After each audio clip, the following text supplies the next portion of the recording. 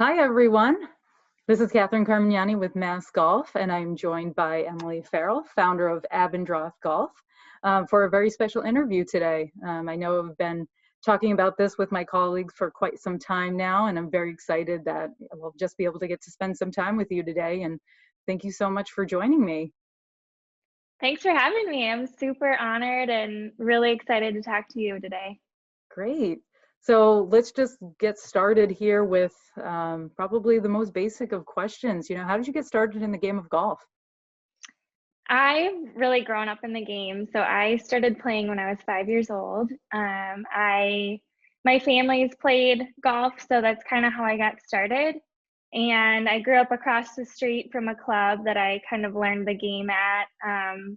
And from there, it just kind of became my thing. So I played in high school and had a golf coach that influenced me into, you know, thinking about playing collegiately. So when it came the decision to go to college, I considered Methodist University, which has a really great PGM program, and it's a professional golf management program. So basically, sets golfers up to be professionals once they graduate.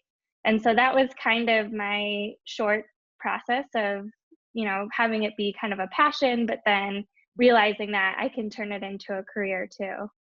Talk to Mhm. me a little bit about your career path to date. Yeah, so my career path, I graduated Methodist, graduated with a business degree and professional golf management. So I received my PGA card, and I kind of, when I decided that I wanted to work in the golf industry, I kind of had this idea of I'm always going to be in corporate. I am never going to work green grass. And so right away after college, I landed a job at Titleist, which was kind of like a dream job. I mean, it's this incredible company, super respected in the industry. And I was just super excited and eager to learn. And I ended up working in advertising and marketing for 5 years and saw a lot of the company and just the operations and the process and everything that goes into a product launch. It was really cool, like right out of college, and Yeah. um, really enjoyed it. But there was just something that was missing, and I kind of fell into advertising and marketing. Golf was Mhm. kind of my base, and I kind of got to a point in my career where I wanted to make the decision. All right, I'm either going to focus on golf or I'm going to focus on advertising and marketing. Yeah. And I missed the connection with golfers and people, and Yeah. I missed talking about the game. And so in 2019, I decided to go to the green grass side and be an assistant. So it was a big shift, but for me, it was my passion. My passion is around golf, and so at that point, I said, all right, I'm going to be an assistant, Mhm. and then I'm gonna launch my own golf apparel company. So that's it so far. Oh my gosh. It's extremely ambitious and what a unique path, but you've been able to stay within your passion, which is probably the most important thing right now. Mhm. So um, your company, Abendroth Golf, um, what does that mean? And how did you develop this brand? Yeah, so first of all, great job on the pronunciation. I know it's a tough word. It's Abendroth. It's German. It means red evening. It was my middle name growing up. It's my grandmother's maiden name. Mhm. It means that the correct translation to English is like sunset or red evening. And growing up, to be honest, I hated this name. I hated that I was like Emily Avendroth. It was a unique name, but my mom used to say, "Oh, Emily Chicken Broth," and she would joke, and so it just kind of stuck with me. And then Yeah. when I decided that I wanted to launch my own women's golf line, this name had more of a meaning to it. Yeah. It's my grandmother's maiden name, and she's Mhm. going to be 92 this summer, and she's just an incredible person, and she's very uh, elegant and strong, and just those kind of words are kind of what I wanted to bring to my brand. So that's why I decided Abendroth. Oh, that's fantastic. I love the way you're describing your grandmother. Those are fantastic words for your piece of apparel too, and kind of the story Hmm. behind it. Very cool. So why golf pants though? Yeah, so golf pants were, for me, it was a quick way into the marketplace. I personally struggled to find options as an amateur, as a professional, and then even in the corporate world when I was working. There are many different scenarios where I wanted to look professional but feel Mhm. feminine and have the functionality that most men do in their pants. Yes. And specifically with golf, there weren't any options. So my focus with Abendroth Golf is to start with pants. So be kind of like the pants business for women's golf, I guess you could say. Um, and really hone in and kind of build that part. And then Mhm. I have 3 to 5 year plans to potentially expand, but that's kind of my goal right now. Very cool. So you want to be known for pants to start things off, and then from Yeah, there kind of yeah. grow it. Yeah, so one quick story on that, when I was an assistant, I was an intern, it was my first internship, and I still have pictures of what I wore as my options as a professional, Yeah. and I remember buying, like, those Ann Taylor pants that had, like, a flare and Yeah. were lined, and they were super uncomfortable, and they would always get wet, and so, like, that kind of idea stuck with me, even from like 10 years ago of, okay, there has to be a better way, there has to be a more comfortable fit.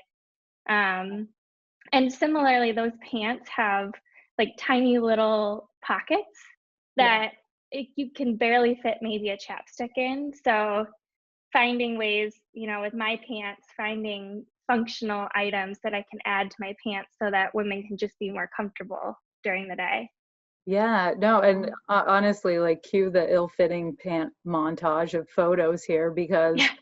I've got so many from this year and over the years in my career too. So I know you're really speaking to women right now when you're saying, there's no real good pant out there yet that um, doesn't show half of your cell phone when you're putting your phone in your Right. pocket and things like that. So yeah, walk me through a little bit about the pants. The features of it. What makes it so special?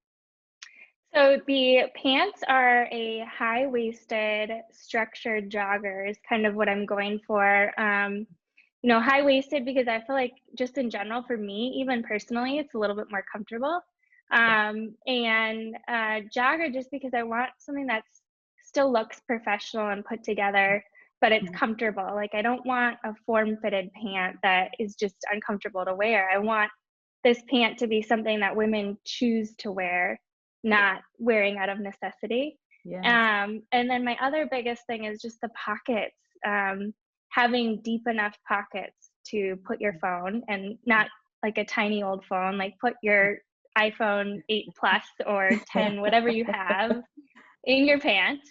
Um, there's two back pockets. Mhm. Playing golf collegiately, I always loved putting my scorecard in my back pocket. Yeah. And women's pants, the back pockets aren't wide enough for that. So my pants are wide enough for a scorecard or your phone. So there's two back pockets, there's two front pockets, and then Mhm. there's a hidden zipper pocket. And again, all those are deep enough pocket bags for what men would typically be able to put in their pockets if they were to wear pants. And then it's a little bit more tailored. So the ankle has like a zipper detail that, for me, the pant options that I had were flared 10 years ago. I know flare isn't as big of a thing now, but just something that's a little bit more tailored and form fitted towards the bottom, give you a little bit more of a slimming look.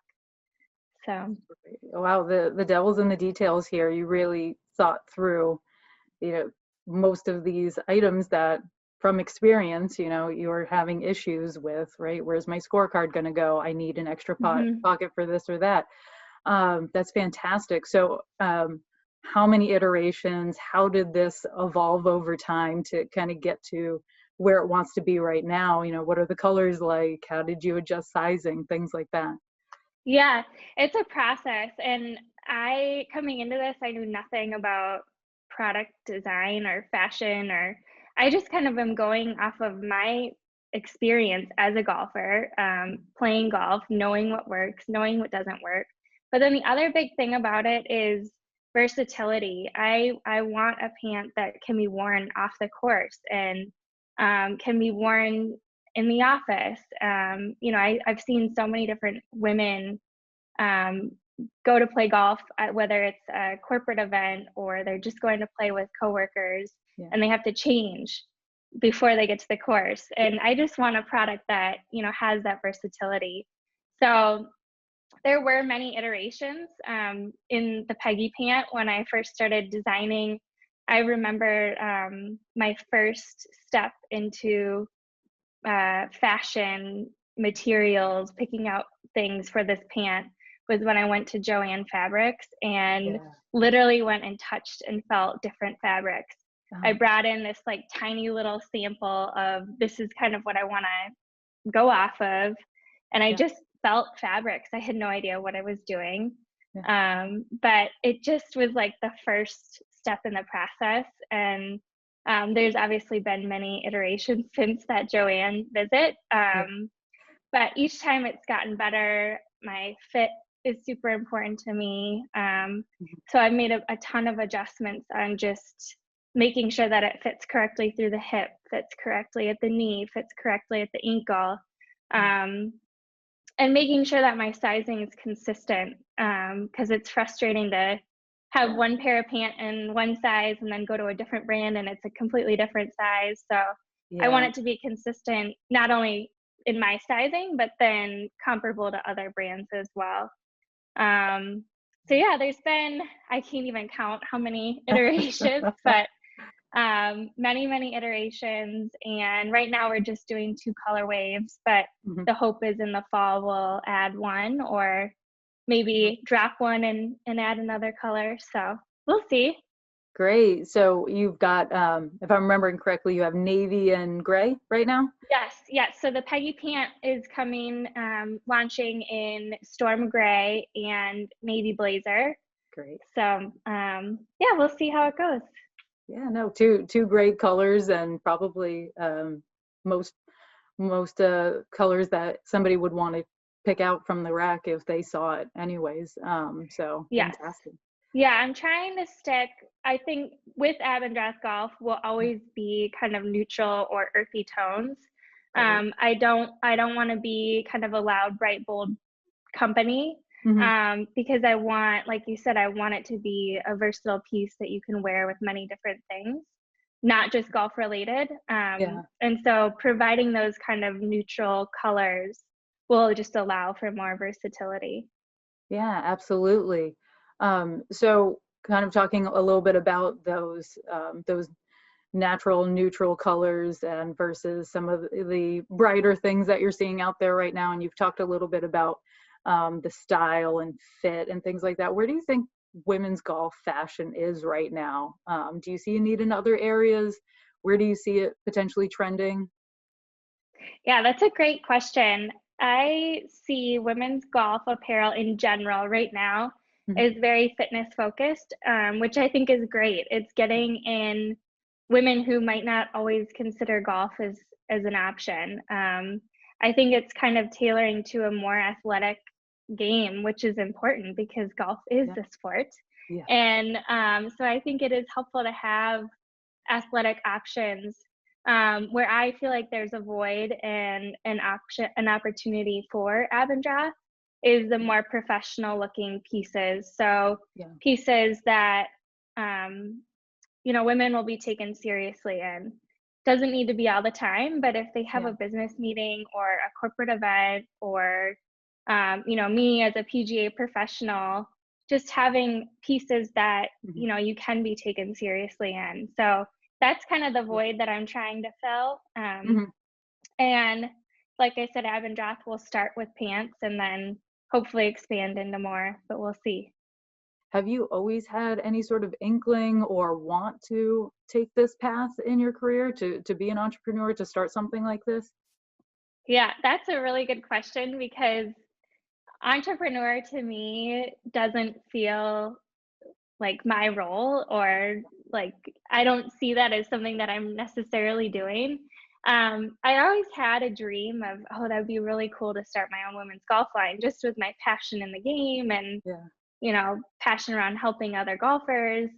But I guess it just kind of fell into it. I still Mhm. wouldn't call myself an entrepreneur. I'm still learning a lot, and but it's been a really cool experience. You get to kind of call your own shots and make your own decisions, and it's been very humbling as well, just Mhm. because it is on you and you have to make the decisions. I was thinking the other day, when my product launches, I will be the shipping department. Like, there isn't a shipping department. So it's like things like that where it hits you where, oh my gosh, I'm actually making all of these decisions. So that's pretty empowering. Hmm. Absolutely. And, in doing this on your own, you kind of weren't doing it completely on your own. You received a lot of support. So tell me a little bit about Mhm. that Kickstarter campaign and how that kind of boosted you along. Yes. So in September, I decided to launch a Kickstarter campaign. Everything has been what they call bootstrap. So basically, I'm funding everything on my own up until that point when Kickstarter launched. For those who don't know what Kickstarter is, it's basically like a crowdfunding platform where people can back or pledge, Mhm. and there's no equity given away, but there's the expectation that rewards would be received. So based on how much you contribute, you'll get either one pair of pants or two pair of pants, or Mhm. just some sort of reward. And that was a great experience, A, because it gave me the funding to continue my effort, Yeah. and B, it kind of gave me the clarification that this is something that people are interested in, and I should just continue kind of staying path and focus on the product, and see where it takes me. So that was a good kind of launching pad to the official launch this spring. So, and I had a really awesome article. Golf WRX did something on me, Yeah. golf.com did something on me, Yeah. um, Golfers Blogger and the American Golfers Blogger. So there were just like really cool moments where I was meeting people that I hadn't met yet in the golf industry, and kind of, be able to make those connections too is really special. Yeah, that's a wonderful networking opportunity, and yeah, just through the network and hearing about you and meeting you and Mhm. hearing the story here, it's all all the efforts has been just tremendous on your part to get this going. What has been the most challenging part of it all? The most challenging part, I would say, honestly, is probably just the financials of Yeah. running your own business. I mean, I don't think a lot of business owners talk about that either, Mm. of just the decisions that you have to make and how it impacts your business. Mm. Um, I think for me, because I'm funding everything with the support of the Kickstarters, and Mhm. I did have a little bit of support from my family, but um, those decisions you make have big impacts on the business. And I think as a startup, you feel it more, you see it more, and Yeah. so you have to become a little bit more nimble in your decision making, and be more creative, which I think has really just challenged me to figure out the pieces of the puzzle in a creative way. That's awesome. Do you have any solid sound advice for anyone who may be considering starting their own business or heading down a bit of a venture here, similar to what you did? Yeah, I would say for anyone who wants to start their own venture, the biggest advice I could offer would be to have clear direction. I think the more focused you can be on the story you're trying to convey, Yeah. the easier it will be for other people to listen. And I think that goes not only with business ventures, but just career paths. That was something where, when I started out in my career, I used to always say, oh, I'm interested in marketing or I'm interested in advertising. Yeah. And I think people struggled with figuring out what that actually meant. But then once I started saying, I want a pant that fits me comfortably, is feminine, and functions on and off the course, that's something tangible that people can understand and then start to visualize in their own head. So the more focused you can be in kind of your path, I think the easier it will be, or hopefully the more successful you'll become. That's great. And I think that advice kind of is great, sound advice for everybody, just in general, and not necessarily somebody that wants to start their own business. So really appreciate hearing that. All right. And most importantly, what are the best avenues to get in touch with you, to see your product? Where can you buy it? Hit us with all the good stuff. Thank you. Yeah, I really appreciate it. So all of the product can be found right now on abendrothgolf.com. And we're building kind of a good community, positive community on Instagram and Facebook. So it's Abendroth Golf, both scenarios. So at Abendroth Golf on Instagram and then Abendroth Golf on Facebook. So yeah, I'm super excited. Thank you so much for chatting with me. I really enjoyed talking with you, and know that I'm always here to help Mass Golf in any way that I can. That's fantastic. Oh my gosh, you 100% have a customer in me. Love your story, love the pants, and I actually did get to see an iteration of them, and I think they came out really, really nice. So count me in on that.